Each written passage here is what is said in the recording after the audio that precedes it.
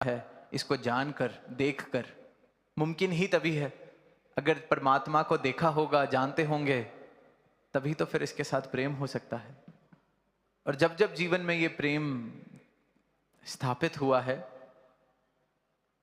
तो फिर ये दुनियादारी वाले मसले इतने बड़े लगने ही बंद हो जाते हैं, क्योंकि अपनी सच्ची पहचान मिल जाती है। पता चल जाता है कि जितने काम आज तक हुए हैं सब इसकी कृपा से ही, तो आगे भी जो होना है इसकी कृपा से ही होना है। किसकी कृपा? इसकी एक की। फिर भटकन मिट जाती है, दर दर की ठोकरें खत्म हो जाती हैं। 2 दिन पहले बाल प्रदर्शनी में जाने का अवसर मिला, तो वहां एक छोटा सा मॉडल कि एक इत्र की दुकान पर 2 व्यक्ति खड़े हैं। एक ने तो इत्र को अपने ऊपर छिड़का और खुशबू का आनंद ले रहा है, इत्र की महक का आनंद ले रहा है, और एक ने इत्र को चख लिया कि इसका स्वाद कैसा है, तो वो मुंह बना रहा है और फिर कह रहा है कि इत्र कितनी बेकार चीज है, बोतल तोड़ दी। यही इंसान कर रहा है। परमात्मा, ये भक्ति,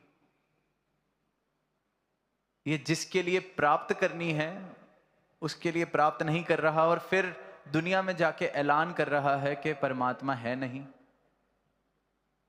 दुनिया में जाके ऐलान कर रहा है कि परमात्मा या ये जो सच की बातें हैं ये तो किसी काम की नहीं। अब इत्र को मैं भी अगर ज़बान पे रख लूं तो कोई मिठाई या कोई ऐसा स्वाद तो आने वाला नहीं है। छोटा सा मॉडल पर सारी की सारी मानव जाति की जो दुविधा है उसको दर्शा देता है। जिस चीज़ को शरीर पर लगाकर उसकी महक का आनंद लेना था, उसका स्वाद लेने का प्रयास किया जा रहा है।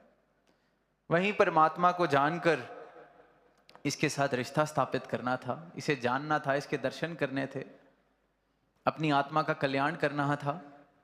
वहां परमात्मा के नाम पर इंसान ने क्या क्या नहीं कर दिया। परमात्मा के नाम पर दंगे, परमात्मा के नाम पर किस किस प्रकार के शोषण, क्या रूप हम देखते हैं। ये तो वही बात है कि इत्र को ज़बान पर लगाया हुआ है।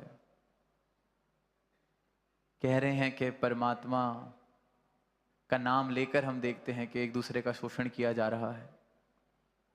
कि परमात्मा का नाम ही